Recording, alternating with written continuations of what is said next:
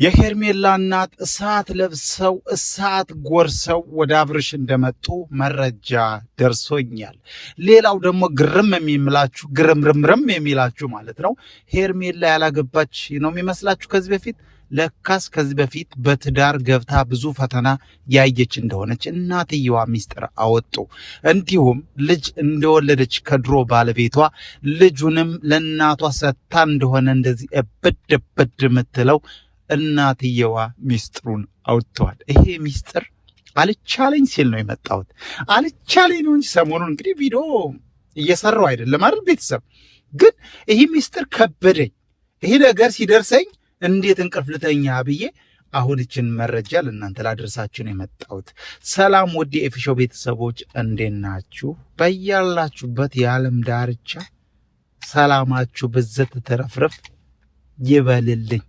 እኔ ወዳችኋለሁ፣ እናንተስ ትወዱኛላችሁ? አቤት ጸጉሬ ገባ ሄደ ተመለጥኩኝ። ወሬ በማውራት መመለጥ አለ እንዴ? ለማንኛውም ውድ የኤፊሾ ቤተሰቦች እንዴት ናችሁ? ደህና ናችሁ? እንግዲህ ዛሬ የደረሰ መረጃ እጅግ አስደንጋጭ ነው። የሄርሜላ እናት ወደ አብርሽ እንደመጡ ሰምተናል። መጥተውም ብዙ ሚስጥሮችን እንዳወጡ ሰምተናል። እንደነገርኳችሁ ከዚህ በፊት በትዳር ብዙ ስቃይ እንዳሳለፈች ብዙ ፈተና እንዳሳለፈች እና አንድ ልጅም ከድሮ ትዳሯ እንደወለደች መረጃዎች ያሳያሉ። ኦኬ፣ ይሄ ነገር የትም አልተወራም። የትም ያልተወራ ትኩስ ወሬ ነው የምነግራችሁ ማለት ነው። እና እናትየዋ ምንድን ነው ያሉት? ልጄ እንድትገፋ አልፈልግም። ልጄ ሩታ በምትባል ወንበዴ እንድትገፋ አልፈልግም። ልጄ ያፈቀረችውን አብርሽን አግብታ መኖር ትችላለች። ከዚህ በፊት ልጄ ብዙ ፈተና አሳልፋለች። ትዳር አልሳካላት ብሎ በዛ ላይ ወልዳ እኔ ባልኖርላት ልጄ አሁን ባለችበት ደረጃ አትኖር ነበር። ስቃይ ይብቃ። የልጄ በፍቅር መጎዳት ይብቃ። አሁን ያፈቀረችውን የወደደችውን አብርሽን ማንም ሰው እንዲቀናቀናት አልፈልግም። የምትቀናቀኗት ከሆነ ሩታ አርፋ ማትቀመጥ ከሆነ ጦርነቱ ይጀምራል ብለዋል የሄርሜላ እናት ማለት ነው። ኃይለኛ የሆኑ እናት እንዳሏት አይተናል ማለት ነው በመረጃው።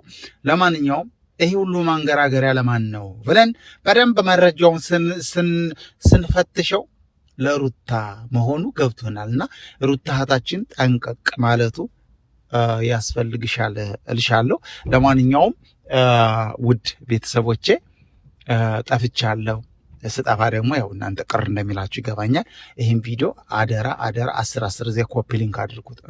ኖ ላይክ አድርጉት። ለቻናሌ ሰብስክራይብ ከሆናችሁ ደግሞ ቤተሰብ ካልሆናችሁ ደግሞ ቻናሌ ሰብስክራይብ እንድታደርጉኝ በአክብሮት ጋብዛችኋለሁ። በሌላ ቪዲዮ መጣለሁ። እቺ ጥር ጠፈጥ ያለች መረጃ እንዳደረስኳችሁ ተስፋ አደርጋለሁ። ሌላ ደግሞ አጠናንቼ ምን አሉ መጨረሻ ላይ በምን ተጨራረሱ፣ የሄርሜላ እናት መጨረሻቸው እንዴት ሆነ የሚለውን በሌላ ቪዲዮ መጣለሁ። ወዳችኋለሁ፣ አከብራችኋለሁ። መልካም ጊዜ ይሆንላችሁ። ባባይ